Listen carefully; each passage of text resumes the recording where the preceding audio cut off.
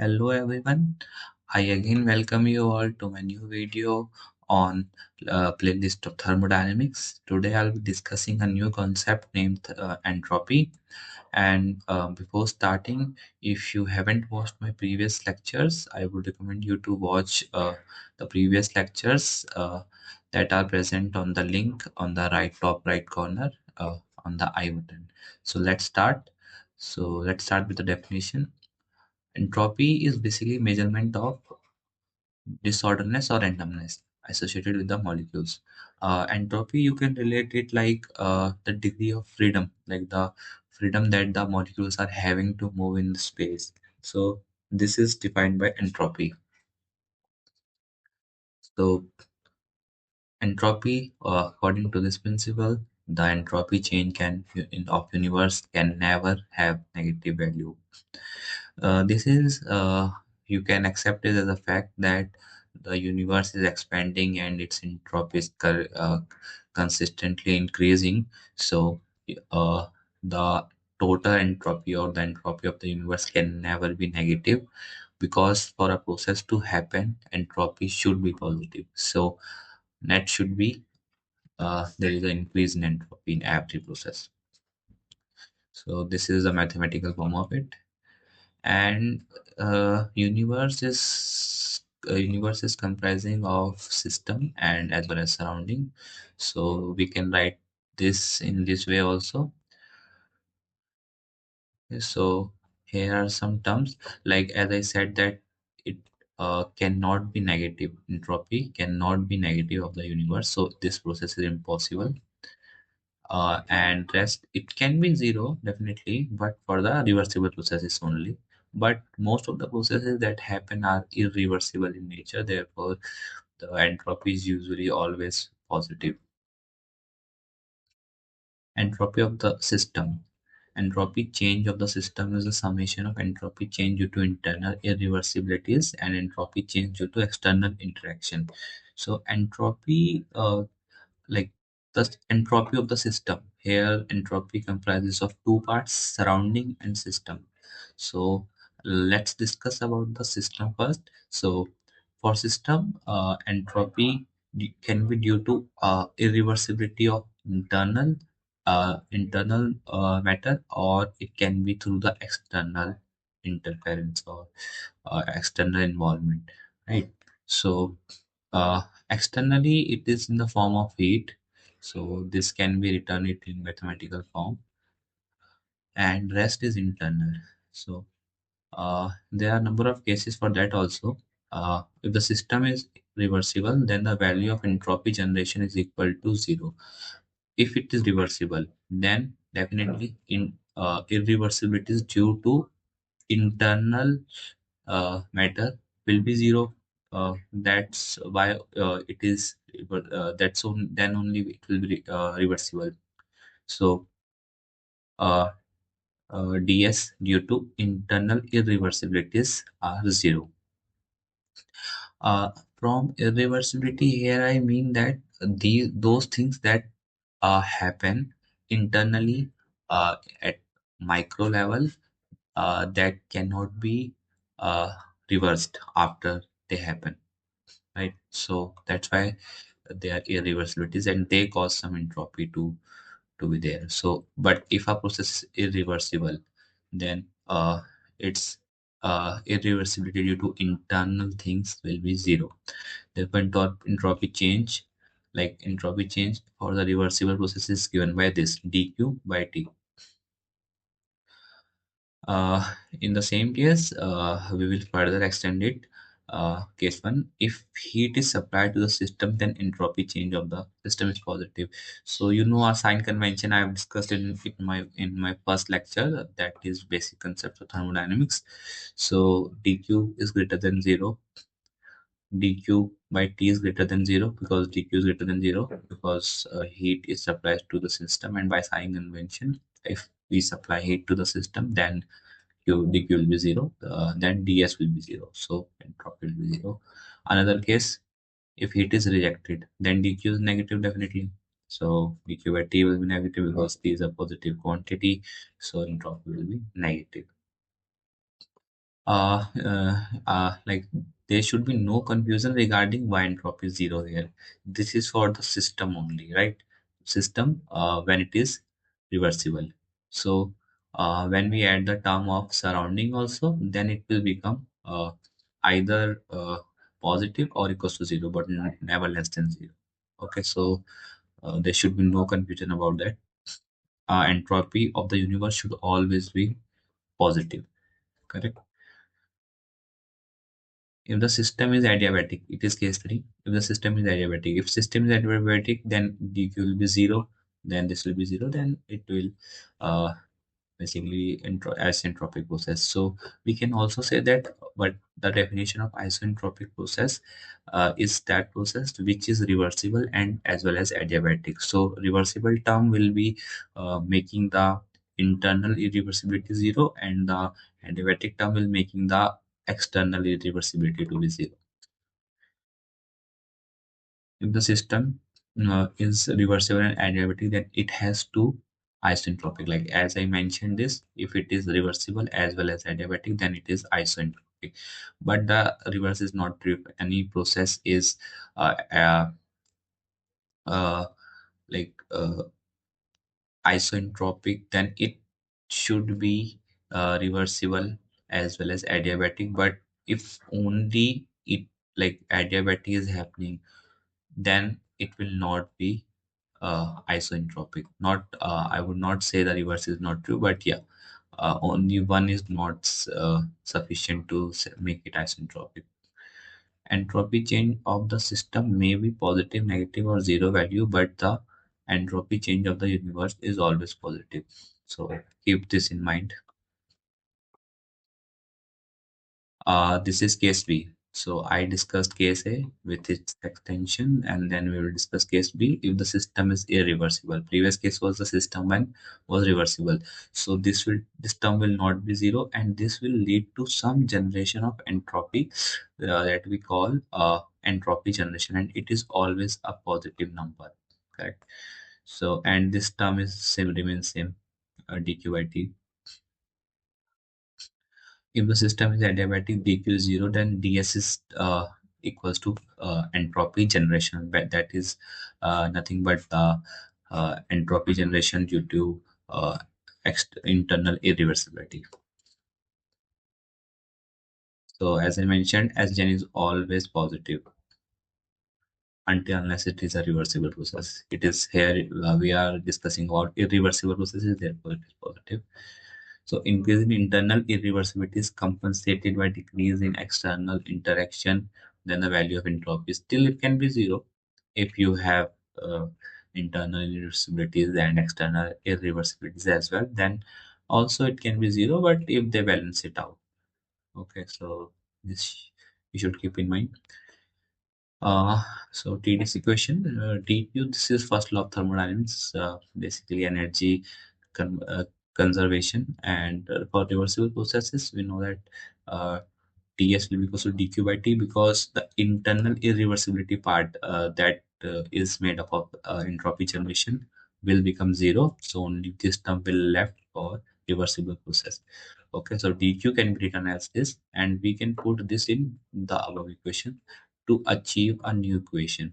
Okay, this will be helpful for you to find heat work and all with the TS diagram, correct? So these are helpful in that way. Yeah, this we will see this later also. So this you might be knowing, H equals to U plus PV. I have discussed it in my second lecture. So if you haven't watched it, I would recommend you to watch it before it, so that you have a better understanding of this concept. So this that DH can be written as this DQ, first law of thermodynamics. Okay, and dh like uh, dh equals to dq plus vdp. So here dq is written like this. We can substitute over here. So du plus pdv is substituted by dq. Correct. So this term will be left, and dh will be dq can written as this. We have saw it earlier. here, correct? So this is another form. One is this and another is this. You should remember this while doing questions. They might be helpful. Okay. So the equation 1 to an applicable for both reversible as well as irreversible processes. So this both the equations are applicable for both the processes. Okay, because all these are properties. So now we can write it in integral form like TdS equals to du plus PdV. Then d of this sides, and using ideal gas equation, we can substitute variables accordingly. dt for T, dV for V. Then we get this term to find delta S. So we can find change in entropy by various ways. Like we can manipulate this equation mostly here. So uh, in this level to get different answers. Suppose we are having final pressures, initial pressure, then we use different equation. So they might be helpful in that. Okay, so yeah, this is one equation you should remember is uh, or at least the derivation. So this is another equation that we'll use. So ds equals to this and t which is side, and again we manipulate it. See, dh is nothing but cpdt. Okay. And then again we integrate it, then we get entropy in terms of pressure and temperature. Here we get entropy, change in entropy in terms of temperature and volume. So if you do not have volume, then you can do it with this formula. So entropy is a point function, so it is applicable for both reversible and irreversible processes. By like, suppose from this point to this point, you go by any path, it doesn't matter because change in entropy will always be same for all the path because it is a point function. It is not dependent on the path. So representation of constant pressure and constant volume line on TS, like we'll be discussing it in the next slide. So this is quite common. You must have seen this isothermal heat addition. Isothermal is this one. Isothermal heat addition. Uh, okay. So just the difference of arrow, heat addition and heat rejection. Here is some typo. And this is isoentropic compression, like isoentropy, because you can see it is isoentropic process. Entropy is same. So yeah, for constant volume process, TdS equals to du plus PdV, and for constant pressure, we'll be using this so that this term gets zero in constant pressure and this term get like these two equations we derived just now in the previous slides. Okay, so we constant dv is zero, TdS. I also use this term that heat at constant like TdS is heat at constant volume can be written as mcv delta t, cv delta dt. This comes from here, and TdS equals to dH equals to cpdt. So heat at constant, like dH becomes this. So heat at constant pressure becomes this. So I used also this term also. uh, this equation are useful to if you have given a graph like this ds diagram and two slope, and you are told to find which line goes to which process. So you always if you know this, then you would like you can easily find it out, like temperature is same. So in cv and cp is greater than cv definitely. So yeah, this term will be lesser, this term will be more. So slope is more at constant volume, therefore you can easily find it out. The slope of constant pressure line on the TSM is always less than just the point I mentioned above. Carnot cycle. Carnot cycle is a cycle basically which follows reversible processes, and its efficiency can be written like this different ways: W net Q net upon QS. Okay, so QNet is Q1 to 2, 2 to 3, 3 to 4, 4 to 1. Because these are entropic processes, uh, same entropy. So TDS will be zero, therefore Q will be zero for these processes. As I said, that Carnot processes are reversible. So this is reversible and isoentropy, then this must be adiabatic also. Correct. So because of adiabatic, heat is zero, so 1 to 2 and 3 to 4 heat will be zero, and Q net will be this. A direction matters, like uh, you'll be getting this point in the coming part. Okay. So for process 2 to 3, like we get unit as this. Now we are finding for process 2 to 3. 2 to 3 is in this process. This arrow is and direction are important. Correct. So ds equals to Sgen plus dq by t. This is due to internal irreversibility. This is due to external irreversibility. I discussed it in the start of the lecture. So we must be knowing this. Okay, so since the process is reversible, so Lcn will be zero, or internal irreversibility will be zero. So ds becomes this, and dq becomes this. I have derived it earlier also, but still for my understanding. So you get the formula is for any process, ts dq or q for 2 to 3 will be t delta s. So you get this. For similarly for process 4 to 1, you also get this term. Okay. So using both the equation, you can find the q net. It is just the subtraction only. Okay. So this will be the q net, or w net, because q net will be equal to w net for a complete cycle, because intro internal energy term will be zero for a cycle, because it is a property. I have discussed it in my first lecture only, basic concepts of thermodynamics. From the equation, we can say that R under consideration is a work producing device. Uh, like if you like work producing device is that where this is positive, otherwise that will be negative. This is a formula for efficiency for Carnot cycle. You can it is a simple derivation. Just need to do q net upon qs. So this is